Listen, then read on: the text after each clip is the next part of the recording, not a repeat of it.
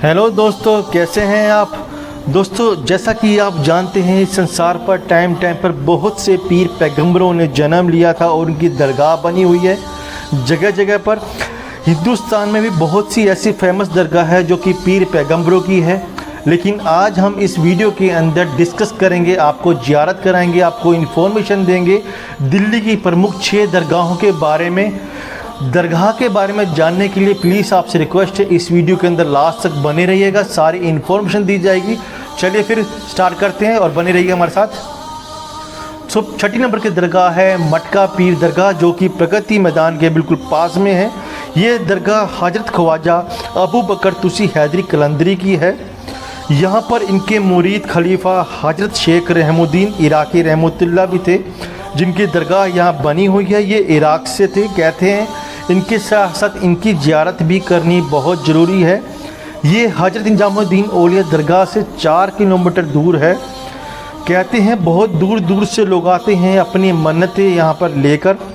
जब मन्नतें इनकी पूरी हो जाती है तो कहते हैं कि मटकों को यहाँ पर लोग चढ़ाते हैं और उसके अंदर कुछ सामान डालकर, जैसे कि 1.25 किलो चने, 1.25 किलो दूध, 1.25 किलो चीनी डालकर यहाँ पर वो मटकों को चढ़ाते हैं। चलिए दोस्तों, अब हम आपको बताते हैं कि इनको मटका पीर क्यों कहा जाता है, लोग यहाँ पर मटके को क्यों चढ़ाते हैं, सारी इन्फॉर्मेशन देंगे। बने रहिएगा मेरे साथ इस वीडियो में। दोस्तों, कहते हैं कि गियासुद्दीन बल्बल के टाइम के ये बहुत बड़े पीर थे। 1200 ईस्वी के अंदर इनका जन्म हुआ था।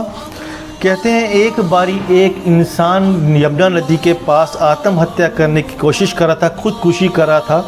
कहते हैं कि उसको एक ऐसी बीमारी थी कि जो कि ला इलाज थी, उसका कभी इलाज नहीं हो सकता था। तब इन्होंने इनको रोका कि तुम आत्महत्या क्यों कर रहे हो। यमुना नदी उस टाइम बिल्कुल इनकी जहाँ पर इनकी दरगाह बनी हुई है बिल्कुल पास पड़ती थी, फ़िलहाल तो दूर हो चुकी है। तब उस मरीज़ ने कहा कि मेरे को ऐसी बीमारी है जिसका कभी आज तक इलाज ना मिला है, ना कभी इलाज होगा। मैं परेशान हो चुका हूँ अपनी ज़िंदगी से। उसके बाद इन्होंने कहा कि तू एक काम कर, यहाँ पर से एक मटका ले और मटके में पानी भर के ला यमुना नदी से।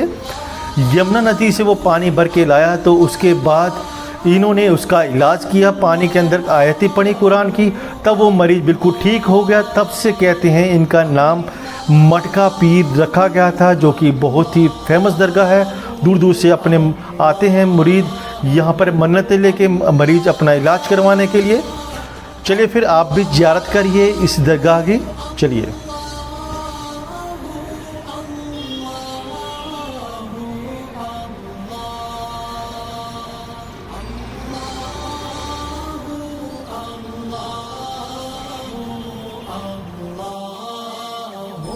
दोस्तों, अगले पीर हैं हजरत ख्वाजा हरे भरे शाह दरगाह। दोस्तों, ये दरगाह जो है जामा मस्जिद उसके बिल्कुल पास में बनी हुई है। दोस्तों, ये दरगाह हजरत सैयद अबुल कासिम नाम के एक पीर की थी, जिन्हें प्यार से हरे भरे शाह भी कहा जाता है। दोस्तों, जो जामा मस्जिद आप इतना खूबसूरत यहाँ पर देख रहे हैं दिल्ली के अंदर, जो कि बहुत ही बड़ी मस्जिद है, इनका नक्शा कहा जाता है कि इन्हीं पीर के द्वारा बना कर दिया गया था। एक बार की बात है, शाहजहाँ सोच रहे थे अपने दिमाग के अंदर कि यहाँ पर दिल्ली के अंदर एक सबसे बड़ी मस्जिद भी होनी चाहिए। तब सपने में आया इनको इसका नक्शा बनाने के बारे में। नक्शा इन्होंने सोचा, लेकिन जब वो सुबह उठ के आए तो उनके दिमाग से वो नक्शा जो है फिसल चुका था, वो नक्शा वो भूल चुके थे। तब इन्होंने ही अपने करामात से, अपने दिमाग से वो नक्शा सेम टू सेम जैसा शाहजहाँ ने सोचा था अपने सपने में, सेम टू सेम ऐसा ही नक्शा इनको बना कर दिया था। दोस्तों, इसी दरगाह के अंदर एक दरगाह और बनी हुई है। वो दरगाह है हजरत सरमत सूफ़ी संत की, जिनको औरंगजेब ने सर कलम करके शहीद कर दिया था। आप जब भी यहाँ पर आएँ तो दोनों दरगाह के ज़रूर दर्शन करिएगा जब भी आप जामा मस्जिद के अंदर आते हैं। दोनों ही बड़े करामाती पीर थे। ये यहूदी धर्म से थे, बाद में इस्लाम से प्रभावित होकर मुस्लिम धर्म को इन्होंने अपना लिया था, जो कि एक सूफ़ी संत थे। ये कभी भी अपने तन पर कपड़े नहीं पहना करते थे और शांत स्वभाव के थे। इस दरगाह पर लोग पेपर पर लिख के अपनी मन्नत, साथ में एक पेड़ लगा हुआ है, तो वहाँ पर लटका देते हैं जिससे कि इनकी मन्नत पूरी हो सके। और यहाँ पर मन्नत के तौर पर इस दरगाह पर लोग धागे बांधते हैं। आप भी इस दरगाह के ज़ियारत करिए, दर्शन करिए। चलिए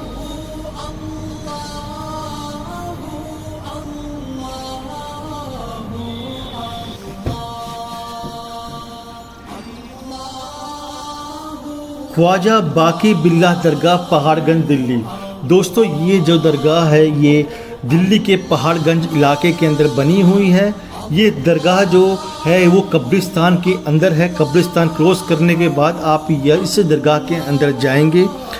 इस दरगाह के अंदर जो दरगाह बनी हुई है ये है ख्वाजा अबुल समद समरकंदी की, जो कि काबुल के रहने वाले थे। इनका जन्म 1564 ईस्वी के अंदर हुआ था।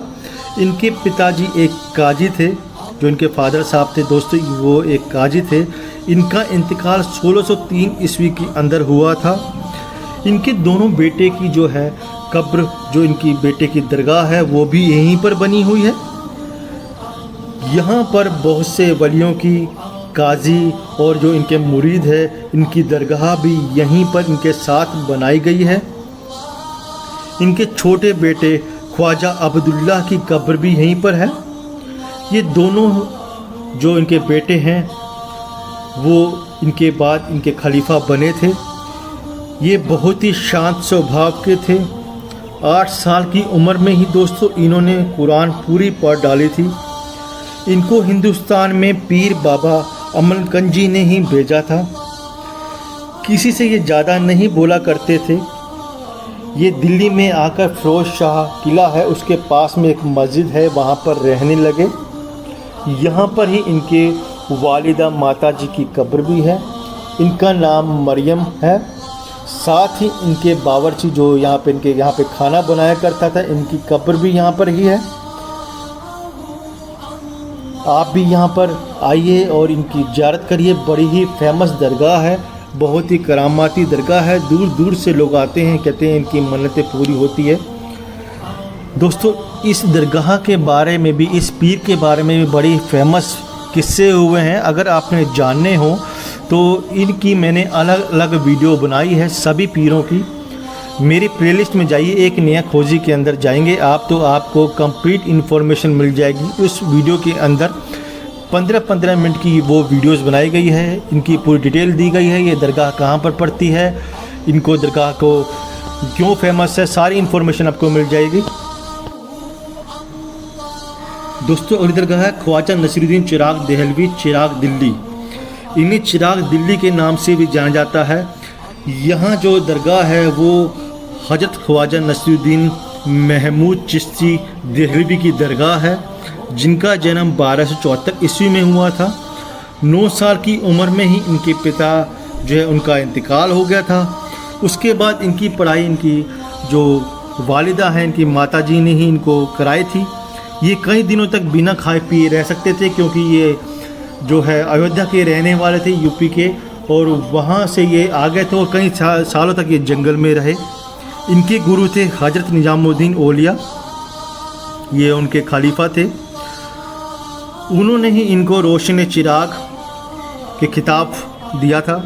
इनके बारे में एक किस्सा बहुत ही फेमस है, जिनके नाम पर इनको चिराग दिल्ली कहा जाता है। जब गियासुद्दीन तुगलक ने हजरत निजामुद्दीन के बावड़ी जब बन रही थी, उनको बनाने के लिए तेल की रिक्वायरमेंट थी, तो गियासुद्दीन तुगलक ने वो तेल रोक दिया था। तब इन्होंने ही बोला था कि मैं आप कहें तो मैं पानी से तेल बना दूं और चिराग को रोशन कर दूं। तब उन्होंने कहा जैसा आप चाहें वैसे हो। तब इन्होंने ही पानी से चिराग को रोशन करा था। तब से ही इनको रोशन चिराग भी कहा जाता है। दोस्तों यहाँ पर 700 साल पुराना एक तख्त भी रखा हुआ है, जो अभी भी सही सलामत कंडीशन में है। मतलब लिखा हुआ है अल्लाह मोहम्मद, हज़रत अली, हज़रत फ़ातिमा, हज़रत हुसैन, हज़रत हसन। ये पंजतन पाक के नाम है। ये देखिए इसमें सबसे ऊपर अल्लाह लिखा हुआ है, ये मोहम्मद लिखा हुआ है, और आपको सब कुछ मतलब जिसको देखोगे आप तो वो दिखेगा कि इसमें पंजतन पाक लिखा हुआ है। ये आपके की मस्जिद है, इधर नमाज होती है और अज़ान वगैरह इधर ही सब कुछ होता है। माशाल्लाह देखें आप लोग।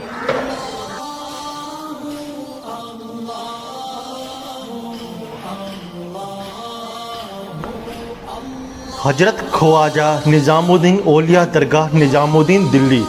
दोस्तों ये दरगाह बहुत ही फेमस दरगाह है। ये दरगाह भारत की भी टॉप 10 दरगाह में से एक है। यहाँ पर हिंदुस्तान के अलावा बहुत दूसरी कंट्रीज से भी लोग आते हैं यहाँ पर माथा टेकने के लिए। दोस्तों कहा जाता है जो भी यहाँ पर अपनी मुरादें लेकर आता है उसकी मुरादें ज़रूर पूरी होती है। ये जो दरगाह ये हजरत ख्वाजा निज़ामुद्दीन जी की है, जिनका जन्म 1238 ईस्वी के अंदर हुआ था और उनका इंतकाल जो हुआ था वो 1325 ईस्वी के अंदर हुआ था। हजरत निज़ामुद्दीन ही एक ऐसे पीर हुए हैं जिन्होंने कव्वाली शुरू करी थी और यहाँ पर लेडीज़ सिर्फ बाहर से ही ज़ियारत कर सकती है, अंदर दरगाह के अंदर जाने की उनको परमिशन नहीं है। यहाँ पर एक साथ 1500 लोग नमाज अदा कर सकते हैं। यहाँ पर इनके साथ ही अमीर खुसरो की दरगाह है जो कहते हैं कि इनके मुरीद थे और इनके साथ रहा करते थे और बड़े ही फेमस पोइट हुए हैं वो। और कहते हैं कि हजरत ख्वाजा निज़ामुद्दीन दरगाह के अंदर जो कोई आता है ज़ियारत करने के लिए तो साथ में अमीर खुसरो की ज़ियारत करने भी बहुत ज़रूरी होती है। अमीर खुसरो ख्वाजा जी के जो है निज़ामुद्दीन औलिया दरगाह के सबसे अच्छे मुरीद थे और उनके शागिर्द थे। यहाँ पर शाहजहाँ की बेटी जहान आरा की भी दरगाह है। कहते हैं ये अपने बालों से दरगाह की सफाई करा करती थी।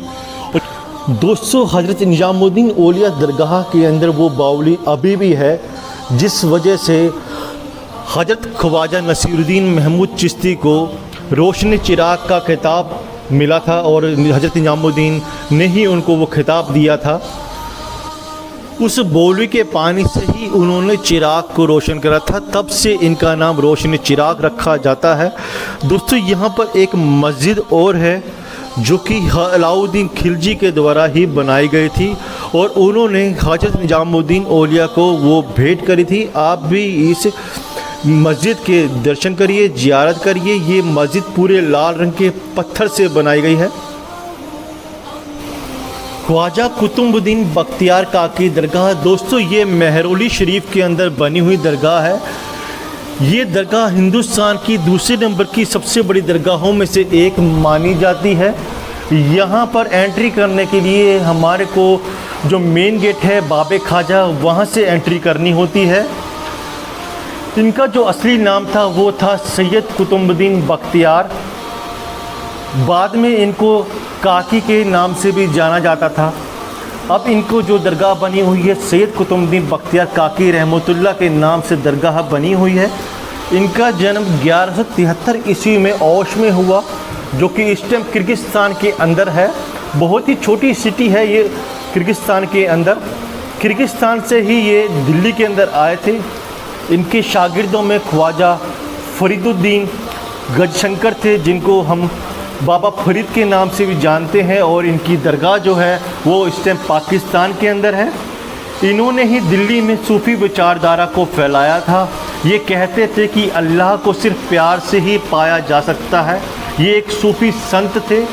अजमेर शरीफ के बाद इसी दरगाह को लोग मुरीदों को जो है इनके वो ज़्यादा आकर्षित करती है। इन्होंने ही हजरत मोइनुद्दीन चिश्ती के बाद हिंदुस्तान में चिश्ती विचारधारा को फैलाया था। इनका इंतकाल जो हुआ था 1235 ईस्वी के अंदर हुआ था। यहाँ पर इनकी वालिदा की भी दरगाह है। हर साल उर्स मुबारक पर यहाँ पर बहुत से लोग जो जमा होते हैं और वो यहीं से अजमेर शरीफ की दरगाह की तरफ जाते हैं। दोस्तों आप भी ज़ियारत करिए हमारे साथ और दर्शन करिए इस दरगाह की जो बड़ी ही फेमस दरगाह है। दोस्तों अगर आपको ये वीडियो पसंद आती है प्लीज़ आपसे रिक्वेस्ट है इस वीडियो को ज़्यादा से ज़्यादा लाइक करें, कमेंट करें और शेयर करें अपने फ्रेंड्स के साथ। और हो सके तो इस चैनल को ज़रूर सब्सक्राइब कर लीजिएगा जिससे कि जितनी भी वीडियो आए उसकी नोटिफिकेशन आपके पास पहले पहुंच जाए। इसके लिए आपको बेल आइकन दबाना बहुत ज़रूरी है। दोस्तों ये थी हमारे दिल्ली की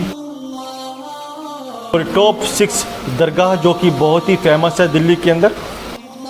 मिलते हैं नेक्स्ट वीडियो में, तब तक के लिए शुक्रिया दोस्तों आप लोगों का सबका।